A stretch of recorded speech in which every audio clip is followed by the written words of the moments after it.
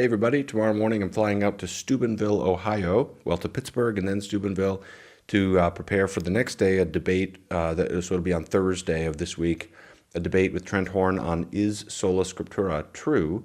It'll be hosted by the channel Pines with Aquinas. I'll put a link to that in the video description if I can remember to. It shouldn't be hard to find anyway. And I'm really looking forward to it. I just think it'll be such a cool experience. I feel honored and grateful. I just think, honestly, I think it'd be a lot of fun to meet all these people. Since I got on YouTube, there's this whole community of people I know now. It's really cool. It's like all these people I know, conversations I'm a part of now that I didn't even think about these issues as much 3 years ago. So I just feel grateful. I just think it'd be such a cool experience to meet people. And so yeah, I some of us are nerdy enough that debates, like it's not a vacation, but it will be just such a cool experience. It'll be a lot of fun to be there. So thankful for Pints with Aquinas inviting me and being so professional and courteous and setting everything up and all of that. And I've had great experiences with Trent so far. So I think the whole experience will be a really positive experience. I think it'll be an important debate, an important topic. I just think this is really, I think it'll be a really great debate. I thought I'd make a video here on how I watch debates, 5 ways to watch a debate. This is not condescending in my heart coming to anyone else. More than anything, I'm speaking to followers of my channel, fellow Protestants like that. It could apply to everybody, but I'm not trying to say these as oblique attacks on anybody else. But these are just things I've thought about that I think are helpful to think about, what is a debate? Why do we do debates? I've heard a lot of people say, well, I like dialogues more than debates. And I can truly understand that. I really can.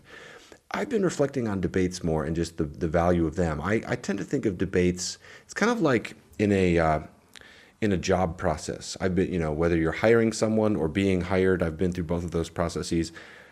Those processes can be intense and they can have some things that are unpleasant along the way. There's a kind of objectivity to the process, the interviews, the testing of resumes, comparing of candidates, the waiting time. At times it looks this way, at times it looks that way. But through the objectivity of the process, something emerges through that. And what I've learned is you really can't second guess, looking back, you can't do that either, but you really can't, I should say, anticipate what the outcome will be. Sometimes in a 6-week process, at 2 weeks in, you think, oh, we know how it's going to go. But then you're wrong and it changes. That happens so many times. It's almost uncanny how much that happens. The process kind of takes on a life of its own. So similarly, I see debates a little bit like that. It's this kind of process through which 2 different ideologies clash. And through the formality of it, all the formal aspects of it are a mechanism for testing the truth, And so that's a great thing. It's a helpful process for vetting ideas, for vetting truth, for testing our convictions and so forth. And so I think debates are of great value. I take a both and view. I like debates and dialogues. I think they both have pros and cons. But I just think debates have a lot of good things. There are also ways they can appeal to our flesh, where it can be about me winning rather than the Holy Spirit and rather than the truth. And that's really easy to slip into that. But it's not wrong to argue persuasively for our position. So, I think the thing that I reflect upon is how do you find the good balance there where you're honoring the fruits of the Spirit and at the same time, that actually is my curiosity. And I haven't done a ton of debates. I'm not speaking about this as an expert, but more just opposite, more just as a learner, how do we do debates? How should we think about them? What's the best way to do them? My curiosity is a little bit like this even, that why can't they be both friendly and fun and have the intensity? Now, maybe that's naive. Maybe that's not possible. But I kind of take the view of, let's see if it is possible. Let's see if you can be, the way I've been asking my church to pray for me is for persuasiveness, to be persuasive and pastoral. And why can't it be both? I don't know. But anyway, so these are thoughts in the process of all that. 5 things, 5 ideas for how you're watching a debate. What to do. This is what I do when I'm watching a debate. Number 1 is don't let loyalty overrule logic. I think because debates are so charged, there's a tendency to watch it with more loyalty than logic. You know what I mean? Like you're watching a sports competition between your favorite team and their rivals, and you're just cheering on your side. And maybe you're even looking for one particular gotcha moment just to stick it to the other side. This is where it can get into our flesh rather than the spirit within us, right? And we all know that, but we have to remember these things. The thing that's so, it's not the case that we have to abandon our convictions and act like we're neutral robots when we're watching the debate. Of course not. But it just means that we need to be careful that we don't cloud our own ability to learn, because debates are such a wonderful opportunity to learn. And so what I find helpful when I'm watching a debate is just to pause the video after each speech and try to slow down and just think. How would I respond to that? Restate the arguments in your own words. Take notes. Pay attention to what gets dropped and really think through the arguments like that, because that testing process can be so valuable. But you have to, so it's not wrong to be loyal to the truth as you see it, but we just have to be careful that we're not causing that to overwhelm the learning that can happen. A second thing is to interpret opposing views with charity. Sorry if I talk about this too much. It's just because I think it's so important. I never want it to come across as preachy, but the fact is, obviously, right now, in the disintegration of our society and our loss of civil dialogue, we talk a lot about being charitable and irenic and so forth, and I try to always say it doesn't mean you don't argue for the truth, but it's how we argue. But the thing about that is, here's what I've been thinking about lately. Being uncharitable doesn't just happen when you insult someone overtly or throw your chair across the across the stage or something like this. Obviously, that's good to avoid that as well. But there's lots of subtle ways where it can sneak in. One of them is when there's an unwarranted escalation of rhetoric or false assumptions, when we don't assume the best of intentions. So, example, someone's mistaken, but we leap too quickly to their lying. Oh man, I see that so much. So-and-so is a liar. They're disingenuous. They're not truthful. Their heart is in the wrong place. Maybe they were just wrong, at worst. It's so hard to make those judgments. And so there's that, here's the thing. Whenever two ideologies clash, there's an awkwardness to that. There's always those moments where each side will be looking at the other side like they're an alien species. Like, how can they not get it? It's so clear. How do they think that way? Why, that's how deep-rooted disagreements go. They're complicated so that each side is a different framework. So each side will have moments where they look at the other side and say, how do they not get it? Sure. And then, in the space of that uncertainty, you have to ask, what do I assume? Which direction do I lean in? Do I too quickly think they're disingenuous or too slowly? When in doubt, do I give the benefit of the doubt? What if we started giving more of the benefit of the doubt? We've lost the ability for the benefit of the doubt in our society. I don't know. Sorry if I'm going on too long. I just really value that. We've got to be able to, and one final thought about that is it's better for your own mental health to assume the best in others. Suspicion and cynicism aren't good for us, So anyway, of course there are times where you can conclude that person is disingenuous. I just think we get there too quickly. So anyway, that's just a reminder for all of us just to think about that, is how do we interpret? Give the benefit of the doubt, Number 3 is quick. Take each debate for what it is. No one debate settles it. I think this debate is going to be an important one.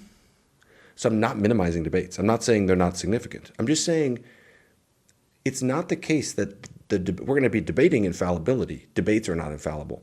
Debates do not give you infallible information. The right side can lose the debate. And so all I'm saying with that is it helps depressurize things a little bit just to see each debate for what it is. See them all. Because I've heard people say like, oh man, if this happens in this debate, so many people are going to do this and that. I don't know. I just think it depressurizes a little bit to remember there's been a lot of debates, and you don't put everything on just one debate. That's the idea there.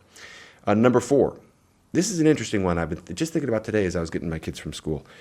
Allow arguments and logic to have their full force on your thinking. Another way I would put it, make yourself fully available to the logic and the arguments. This is a fun exercise. There's a scene in the Star Trek movie. I know this is kind of nerdy, but I'm not a big Star Trek person, but I did like the rebooted series, especially the first 2 films in that. The 2008 Star Trek movie, there's a scene where Spock is talking about logic, and he says, logic offers a calmness and serenity that human beings rarely experience. Something like that. I'm paraphrasing from my memory. But what he's saying is there's a calmness to logic. And that really is kind of freeing if you think about it. If you like, for example, whenever we're having these deep clashes of different ideologies, there's always going to be a moment where a particular assertion the other side says feels wrong to us, but we can't articulate why. Often that's where progress can be made. Because as you try to articulate why, you might feel like, well, that can't be right, but I don't know why it isn't right. And sometimes that's a breakthrough to truth. That's how I came to believe in the ontological argument. I thought, oh, that is the dumbest thing I've ever heard, but I couldn't tell you why it was wrong. And as I continued to think about it, now I'm a big proponent of that argument. It convinced me. The logic of it overwhelmed my intuitions, my initial intuitions. Now it's kind of changed my intuitions about it. But the point is, there's something that is freeing about really making yourself available to be maneuvered by the logic and allowing your own prejudices to kind of get checked at times and just, let the logic and the argumentation run its course and lead you wherever it's going to lead you. And that can be a vulnerable thing, but that's a much better way to live your life.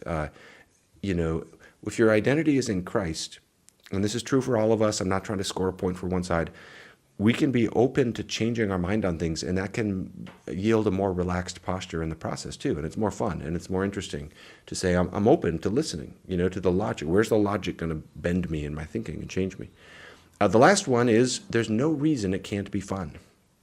Calvin once said, we are nowhere forbidden to laugh. I always think about that quote. There's no reason why debates can't just be a lot of fun too. I mean, I think the thing that is, my personality is such where I probably need to, that's not hard for me to just desire. I just find myself desiring to have good relationship. So, my temptation, honestly, is to not be too afraid about stepping on toes sometimes. I look back on earlier debates I did. I think I was almost overly afraid of stepping on toes because I really wanted to try to maintain good relations. But, the thing is, I don't know a reason why a debate can't be both friendly and amicable, and yet at the same time rigorous and intense. And you're pressing for the truth and contending and vying for truth to the absolute uttermost of your ability. But along the way, you're not insulting the other side or talking down, and you're not attacking at a personal level, and all those things where it can go awry. So that's kind of a happy thought of what if it could be more like that? I don't know, something to think about. Those are just friendly reminders or friendly thoughts, nothing groundbreaking, pretty basic, I suppose, but maybe it'll be interesting for somebody out there. Mainly, I just wanted to kind of say, hey, see you all out there if you're there, and looking forward to it. This will be my last video before I leave. I think this will come out on Wednesday of this week or Tuesday night. And then I have a couple of things that lined up. I probably will do a post-debate review with one or two friends. More to come on that. But I hope the debate will be honoring to Christ, and I'm really looking forward to meeting everybody, making new friends, and then working through this topic, which I've been thinking a lot about the last few weeks. It'll be great to be together and talk about it. All right, if you're there, hope to meet you. If not, check out the debate on YouTube. Thanks, everybody. Bye-bye.